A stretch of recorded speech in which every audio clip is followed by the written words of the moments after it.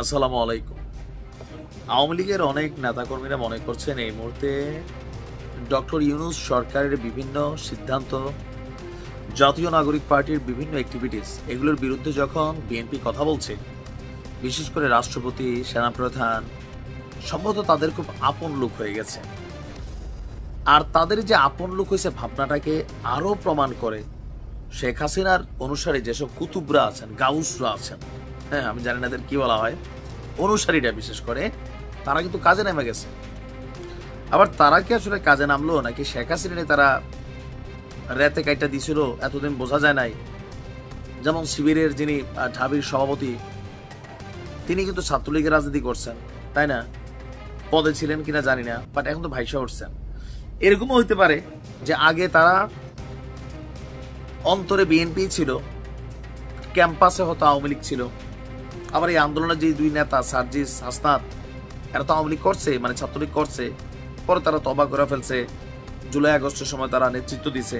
এরকমও হইতে পারে। ঘটনার প্রেক্ষাপট কোথায়? আপনার সরকার পতনের পর বাংলাদেশের বিভিন্ন জায়গায় জাতীয়তাবাদী যে দল আছেন বিএনপি, তারা তাদের জেলা, উপজেলা, কলেজ কমিটিগুলা সব জায়গায় কিন্তু একটা কমিটি দিচ্ছেন।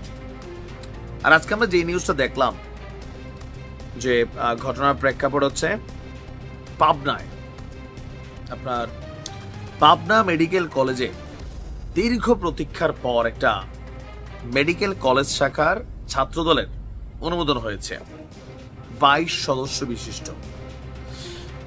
অভিযোগ হচ্ছে এই কমিটির সিনিয়র সহসভাপতি, সাধারণ সম্পাদক সহ 11 জনই, মানে 11টা পদে নিষিদ্ধ ছাত্রলীগের নেতাদের স্থান দেওয়া হয়েছে।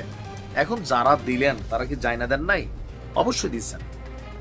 হইতে পারে নাহিদ সার্জিসের মতন ছুপা আওয়ামী লীগ ছিল, না ছুপা বিএনপি ছিল, এরকমও হইতে পারে। আবার আরেকটা হইতে পারে না, শেখ হাসিনার অনুসারী যারা, তারাও আগের মতন আওয়ামী লীগে যেমন ছাত্রলীগে, যুবলীগে বিভিন্ন জায়গায় ঢুকে গেছিল, শিবির, বিএনপিরও 2-4 জন ঢুকছে, এইরকম হয়তো অনেকে আবার ঢুকে যাচ্ছে। তোমরা আমাদের করছিলে, আমরা তোমাদের সাথে আপাতত থাকি। কেউ আবার স্বেচ্ছায়ও করতেছেন পিঠ বাঁচানোর জন্য। আর গতকালকে দুপুরে জাতীয়তাবাদী ছাত্রদলের কেন্দ্রীয় সভাপতি রাকিবুল ইসলাম রাকিব এবং সাধারণ সম্পাদক নাসির উদ্দিন নাসির এই কমিটির অনুমোদন দেন এবং আগামী 30 দিনের মধ্যে কমিটিটি পূর্ণাঙ্গ করে কেন্দ্রে জমা দেওয়ার নির্দেশ দেওয়া হয়।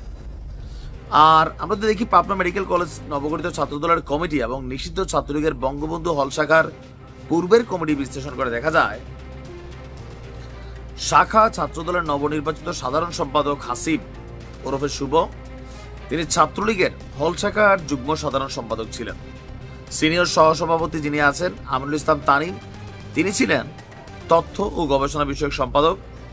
সহসভাপতি রাহুল রায়, তিনি ছিলেন বিজ্ঞান এবং প্রযুক্তি বিষয়ক সম্পাদক। সিনিয়র যুগ্ম সাধারণ সম্পাদক শেখ আল ফায়েদ, তিনি ছিলেন গণশিক্ষা বিষয়ক সম্পাদক। সহ সাংগঠনিক সম্পাদক ইয়াসির আরাফাত ছিলেন ছাত্রলীগের আপ্যায়ন বিষয়ক সম্পাদক।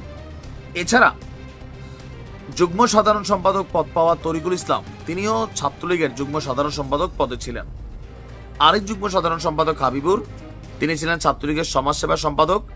আরেকজন যুগ্ম সম্পাদক আপনার তাসরিফ আলম, তিনি ছিলেন হল ছাত্রলীগের দপ্তর সম্পাদক।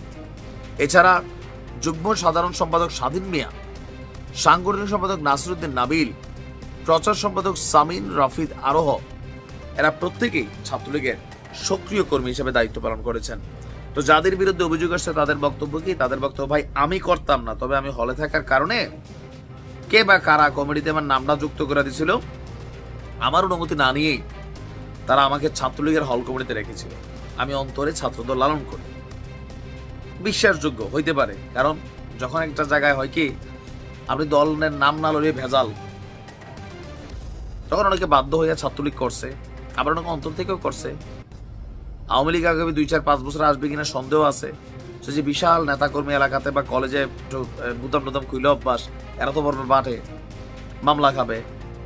বিএনপির লোকবল দরকার, আবার হইতে পারে এরা পুরোনাই ছাত্রদল, ওই আর কি, মানে মিল্লা জিল্লা চলতেছে। ভালোই, ভালো থাকো।